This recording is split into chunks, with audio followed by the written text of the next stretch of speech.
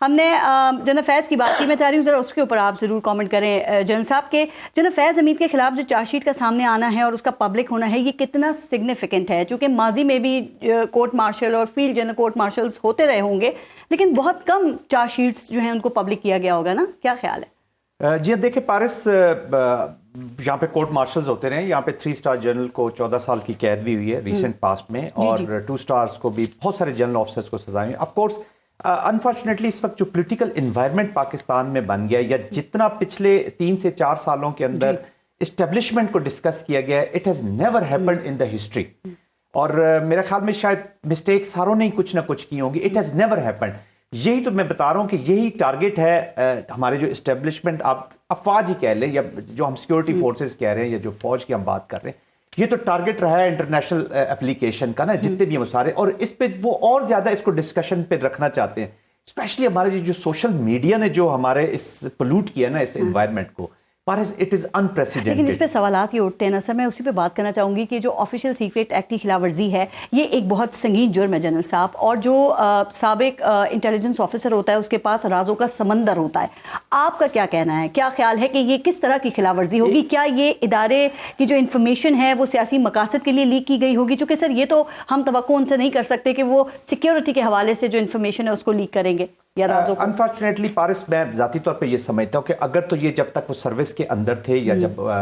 May be وہ جب تک ISI کے اندر تھے، ان کے جو بھی انہوں نے ایکٹیویٹیز کی ہوں گی، دیکھیں وہ اسی پہ لوگ بات کرتے ہیں کہ جی وہ پولیٹیکل ایک ہسٹری رہی ہے ہمارے پاکستان کے تاریخیوں سے تاریخ، لیکن جو چارجز ہیں نا اس کی سیویرٹی تب بڑی ہے جب یہ پوسٹ ریٹائرمنٹ جو ان کی ایکٹیویٹیز رہی ہیں، پولیٹیکل ایکٹیویٹیز میں کبھی الزام ہے، لیکن یہ 2018 میں بھی جنرل فیض حمید کے اوپر لگا تھا، تو آپ یہ کہہ رہے ہیں کہ صرف یہ پوسٹ ریٹائرمنٹ جو ایکٹیویٹیز ہیں انہی پہ ان کا ٹرائل ہو رہا ہے، یا اس سے پہلے کے جو معاملات ہیں وہ بھی اس ٹرائل میں شامل ہیں؟ معاملات تو سارے آئے ہوں گے، لیکن جو چارج شیٹ لگی ہے نا، چارج شیٹ کے اندر جو پوسٹ ریٹائرمنٹ پولیٹیکل ایکٹیویٹی ہے اس پہ، وہ that is a serious charge. پھر اس کے ان کی پوسٹ ایکٹیویٹی کے ساتھ ریلیٹ کر کے جو انہوں نے کہا کہ جی اسٹیٹ کو کمزور کیا گیا یا اسٹیٹ کے خلاف، اب دس از دا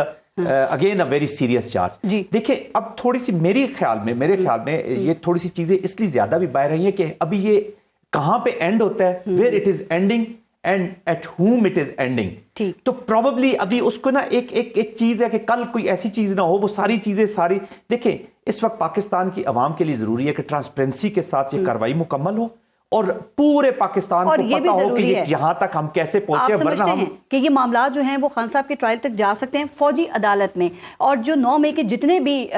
ملزمان ہیں، کیا ان کے جو مقدمات ہیں وہ بھی فوجی عدالتوں میں سے جا سکتے ہیں؟ چونکہ حفیظ اللہ نیازی صاحب ہے نا، ان کے بیٹے بھی ٹرائل کو فیس کر رہے ہیں اس وقت میں، اور حفیظ اللہ نیازی صاحب کے لیے بڑا یہ ایک مشکل وقت ہے، تو آپ کا کیا خیال ہے کہ یہ کوئی خوشخبری کی امید انہیں رکھنی چاہیے، لگانی چاہیے؟ دیکھیں پارس، یہ تو ابھی ڈیپینڈ کرتا ہے کہ وہ کیا ثبوت ہیں اور کیا چیزیں وہاں پہ پروزیکیوشن اور ڈیفینس اپنا لے کے آئیں گے۔ یہ فیض حمید صاحب کو بھی یہ فیسلٹی حاصل ہوگی، اور فار دیٹ میٹر جو بھی آئے گا اس کو یہ فیسلٹی حاصل ہوگی۔ پھر اگر لیٹ سے کہ فیض حمید صاحب کو اگر سزا ہو بھی جائے، تھوڑا سا میں جب پروسیجر کروں گا تو عوام کو زیادہ بہتر سمجھ آئے، جب ان کو اگر خدا فرض کرے کہ سزا ہو بھی جاتی ہے یہاں سے کورٹ مارشل سے، تو یہ اپیل بورڈ میں جا سکتے ہیں، یہ چیف آرمی سٹاف ان کی سزا ختم کر سکتے ہیں، بورڈ آف اپیل بھی جا سکتے ہیں، اور اس کے بعد یہ ہائی کورٹ اور سپریم کورٹ بھی اس پورے پروسیس کو دیکھے گا۔ اگر ان پہ جو الزامات ہیں جنرل فیض حمید پہ وہ ثابت ہو جاتے ہیں، تو آپ کا کیا خیال ہے کہ ان کو زیادہ سے زیادہ کیا سزا ہو سکتی ہے؟ دیکھیں اگر تو اسٹیٹ کے خلاف کنسپیریسی ہو جاتی ہے تو unfortunately punishment is big, capital کی طرف جا سکتی ہے، لائف امپریزنمنٹ بھی جا سکتی ہے، اور جو نارمل تقریباً 4 سے 5 سال کی طرف سزا جا سکتی ہے۔ لیکن پھر میں کہوں گا پارس کہ ہم جج نہیں کر سکتے، وہ تو ابھی ایک چارج شیٹ ان کے خلاف آ گئی ہے، اب یہ پورا پروسیس چلے گا کورٹ مارشل کی پروسیڈنگز کے اندر، which will be later on monitored by, یا اس کے اوپر جو بھی ہے اس کو دیکھیں گے پروسیس ثابت ہوتا ہے۔ تو جو آپ نے بات کی یہ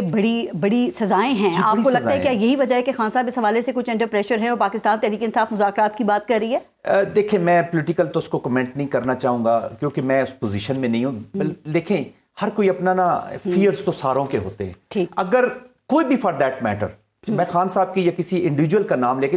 جس نے اگر اسٹیٹ کے خلاف ایکشن لیا ہے فارس، اب وقت آ گیا کہ پاکستان کو کسی لا فیئر کے نیچے چلانا ہے۔ ہم اگر یہی کہتے ہیں ماضی میں اس نے یہ کیا وہ کیا، تو آج کل کوئی اور حکومت آ جائے گی، یہ حکومت تو نہیں بیٹھی رہے گی نا، تو ایک پریسیڈنٹ سیٹ ضرور ہوگا۔ میں یہ نہیں کہتا کہ ان کو پنشمنٹ ہوگی۔ اسٹیبلشمنٹ کیا یہ چاہتی ہے کہ حکومت پاکستان تحریک انصاف کے ساتھ مذاکرات کرے، اور اگر یہ مذاکرات ہوتے ہیں تو حکومت PTI کو کیا دے سکتی ہے؟ میرے خیال میں پارس اس وقت جو ہمارے سیکیورٹی کے حالات ہیں، جو ہمارے اکنامک حالات ہیں اور پولیٹیکل انسٹیبلٹی ہے، اسٹیبلشمنٹ میں کوئی انسین مائنڈ ہی ہوگا جو کہے گا کہ یہاں کے پولیٹیکل پروسیسز نہ چلیں. دیکھیں یہ گورنمنٹ کیا دے سکتی ہے؟ مطلب عمران خان کو مقدمات ختم ہو سکتے ہیں، جیل سے باہر آ سکتے ہیں، آپ سمجھتے ہیں کہ ان سب کا اختیار اس گورنمنٹ کو ہے؟ ہماری پرابلم یہ ہے پاکستان کے اندر پارس کہ ہم انڈیویجولز کے ساتھ پورے پاکستان کے سسٹم کو لے کے بیٹھ جاتے ہیں. میں ڈیموکریسی کی بات کر رہا ہوں. جب بیٹر دیکھیں نا، عامر زیاد صاحب نے بھی وہی بات کی کہ یہاں ڈیموکریسی کی وہ فارم نہیں ہے. تو اگر تو ڈیموکریسی ان ٹرو سینس جو میں نے پہلے بات کی تھی کہ رسپانسبلٹی بھی لے نا، پاور نہ صرف انجوائے کرے، اپنی رسپانسبلٹی بھی لیں، اگر وہ فارم میں آ جائے گی، وہ بہتر شکل میں آ جائے گی، تو اس وقت دیکھیں بلوچستان، خیبر پختونخوا، انٹرنل دیکھ رہے ہیں ہمارے کراچی کی کنڈیشن، تو plate is full. Insane mind ہی ہوگا اسٹیبلشمنٹ کے اندر جو یہ چاہے گا کہ یہ پولیٹیکل انسٹیبلٹی، اس کا حل نکلنا چاہیے تاکہ حالات میں اس کا حل نکالیں، پولیٹیشنز نکالیں. جی جنرل صاحب، آپ کے علم میں یہ ہے کہ خانہ جنگی پیدا کرنے کے لیے جو عوامل رول پلے کرتے ہیں ان میں سے ایک تو سیاسی نفرتیں ہیں، پھر جو بنیادی حقوق ہیں ان کا نہ ہونا ہے، پھر مسلح گروپس کی موجودگی ہے، پھر اداروں کو متنازع کرنا ہے. تو سر آپ سمجھتے ہیں کہ اس میں سے اکثر چیزیں اس وقت پاکستان میں موجود نہیں ہیں؟ جی بسم اللہ الرحمن الرحیم. پارس، پہلے تو بہت شکریہ انوائٹ کا نیاز صاحب اور عامر صاحب کے ہوتے ہوئے. آئی تھنک اٹس پہلے تو آپ جس ٹاپک پہ ہم ڈسکشن کر رہے ہیں، آئی تھنک یہ اس وقت پاکستان کے لیے سب سے اہم ایشو ہے، اور الحمدللہ آپ لوگوں نے ایٹ لیسٹ فوکس تو ہمارا اس طرف جا رہے ہیں. دیکھیں پاکستان کو پارس ہمیں سمجھنے کی ضرورت ہے کہ اس وقت پہلے ہم کمپیریزن کر رہے تھے کہ شام میں اور یہاں پر کچھ چیزیں ہماری اور ادھر اس طرح مل رہی ہیں. جیسے دیکھیں وہاں پہ بھی نان اسٹیٹ ایکٹرز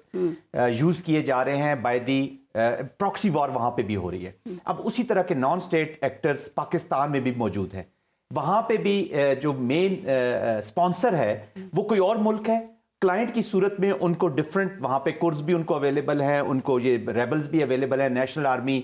ٹرکی کے ساتھ کر رہی ہے، کورز جو ہے یونائٹڈ اسٹیٹس کا رول ادا کر رہے ہیں. اسرائیل آلسو اپنی پراکسیز ہیں. انفارچونیٹلی جو ایرانین اپلیکیشن یا جو مڈل ایسٹ کی ڈومیسٹک اپلیکیشن جو گورنمنٹس کی طرف سے آنی چاہیے تھی، اس پہ بھی نان اسٹیٹ ایکٹرز، اب وہ صحیح ہے یا غلط ہے وہ ایک الگ بحث ہے، but they are the non state actors. یہ سملیرٹی ہے، یہ سملیرٹی ہے. یہی بریڈنگ گراؤنڈ آج پاکستان میں موجود ہے. دیکھیں پاکستان، ہمیں پارس سمجھنے کی ضرورت ہے کہ اس وقت پراکسی وار اور state sponsored terrorism by India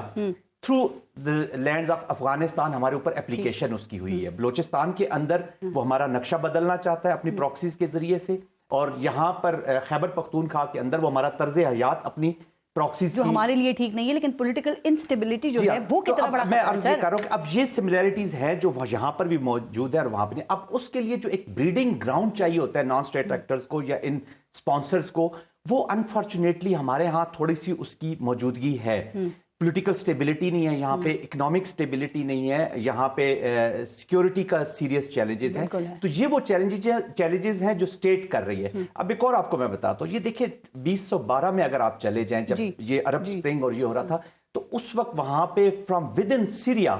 جو مین آوازیں اٹھائی گئی تھی، وہ جو ان کا جو یہ فیملی تھی، اسد کی فیملی جو تھی، اس کی کرپشن اور ان چیزوں پر ایک آواز اٹھائی گئی، جس کے بیچ میں عوام نے بھی آواز اٹھائی اور اس کا پورا فائدہ اٹھایا کسی اور نے. انٹرنیشنل اپلیکیشن ہوگی. انہوں نے انہی لوگوں کو ایک وہاں پہ بریڈنگ گراؤنڈ بنایا. وہاں پہ حقوق نہیں مل رہے، وہاں پہ کرپشن کی باتیں ہو رہی تھی، ساتھ ہی عرب سپرنگ کا مکس کیا، اور وہاں سے یہ پورا آج دیکھیں سیریا کا سارے احتجاج کو وہاں پہ دبایا گیا قوت کے ذریعے. اب دیکھیں نا کئی اشروں تک جو ہے نا، ایگزیکٹلی میں جو پوائنٹ لانا چاہ رہا ہوں کہ کوئی بھی آواز اٹھے،